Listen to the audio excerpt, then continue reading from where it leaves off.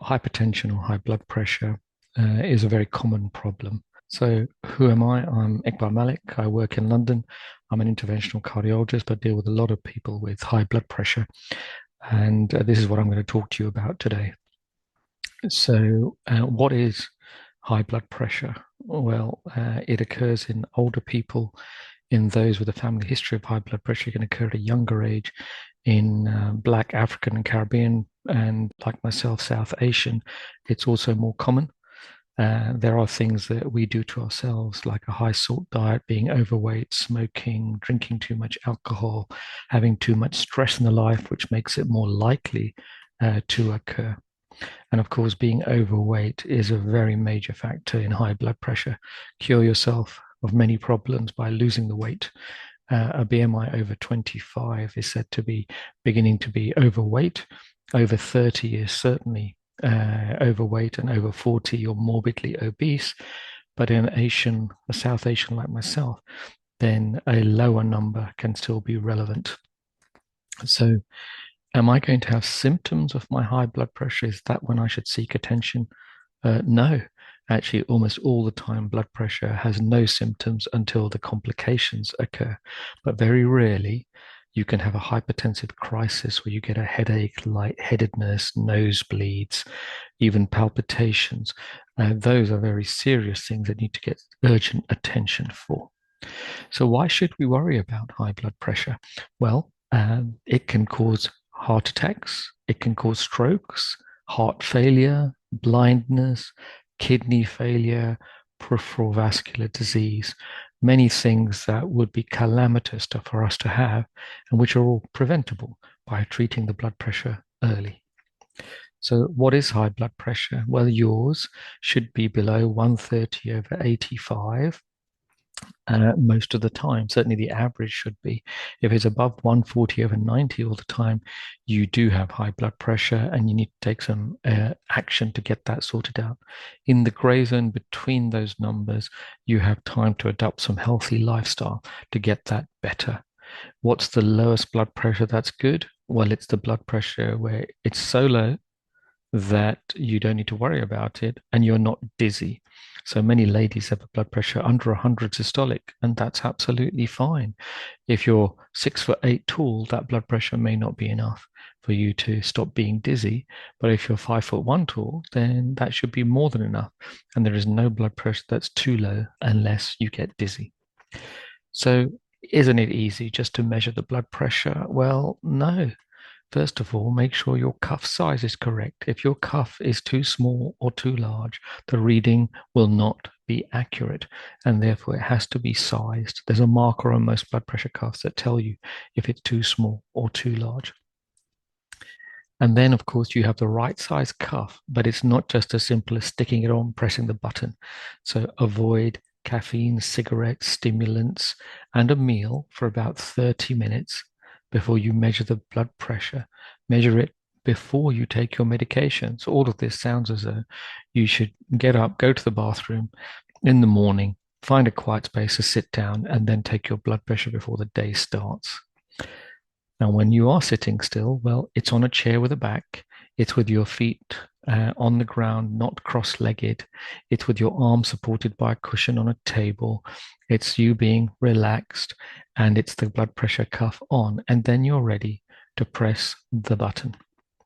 So you can take the measurements 1 minute apart each. Keep relaxed, avoid being on your phone, and record the measurements. But I've asked you to do it 3 times, and here are 3 readings. So which is your real blood pressure? Well, most of the time, the top number, the systolic blood pressure, 130 in this case, is the one you need to record and pay attention to. And the lowest of the 3 readings is your real blood pressure. So 130 or 100 is the single reading you might record for this particular morning. Sometimes it's a bit harder because there is such a thing as white coat hypertension. So I don't have a white coat on anymore, and neither do you. But you measuring your blood pressure or me measuring your blood pressure may have an artificial element of anxiety, and it's too high. And therefore, we do a 24-hour blood pressure monitor where the machine takes it every 30 minutes during the day and every hour during the night. And what we want to see is below the line at all times and a good dip at night. So I can tell that sleep probably occurred around about here as the blood pressure went down, and waking occurred about here as the blood pressure started to rise again. But this one seems to demonstrate significant hypertension in the day, too much red, too much above the line. So this is a useful test to actually find out whether you have true high blood pressure. Okay, so you have it. What can you do? Well, it's not straight to the pills. If you take regular exercise, the blood pressure goes down. If you cut the salt, the blood pressure goes down. If you lose weight, the blood pressure goes down. If you reduce alcohol and smoking, it goes down. And most people need at least 7 hours sleep a night and some me time to actually get some rest and de-stress. That gets the blood pressure to go down. When you are eating and you want to lose weight, here's a tip that doesn't cost you anything. Take a large glass of water, chew the food, and take 45 minutes over a meal. That will allow you to lose weight even without going on a diet. What about some superfoods that could help lower the blood pressure? Well, beetroot, pomegranate, oily fish, all supposed to be very good. Walnuts are good for the heart. Pistachios are good. Dark chocolate rather than sugary white chocolate. Olive oil and flax seeds, but those flax seeds need to be crushed up so that you can get the oil out of them. So they'll have to be macerated by a machine before you have them if it's going to have any effect. All of these are good holistic maneuvers, and tea drinkers tend to have a lower blood pressure than coffee drinkers. And then there is the DASH diet or the Mediterranean diet. So at least 5 portions of fruit and vegetables per day, reducing the saturated fat, are all good for you. What about when it comes to pills? Well, this is the only data that I will actually show you. Red line, lower, lower risk of complications. Blue line, higher, higher risk of complications. The red line, we're taking the tablets. And this shows that the lower you can drive the blood pressure, so this is the reduction in systolic blood pressure between the treatment groups, then the more the reduction in cardiovascular risk. This line is going in the right direction. So if you have a 20 millimeter reduction in blood pressure, you have about a 20% reduction in cardiovascular risk. So there's a quite direct correlation when it comes to medication. What medications are there? Know your alphabet. So it doesn't really matter what these classes of drugs are, but we use them, and we can usually use more than one of them to get your blood pressure under control. And the simple classes are A, which are ACE inhibitors and angiotensin receptor blockers, B, the beta blockers, C, the calcium channel blockers, D, the diuretics, and E, a whole lot of other tablets that we can use to get the blood pressure under control. You may need 4. Hopefully you need none because you're going to sort your lifestyle out.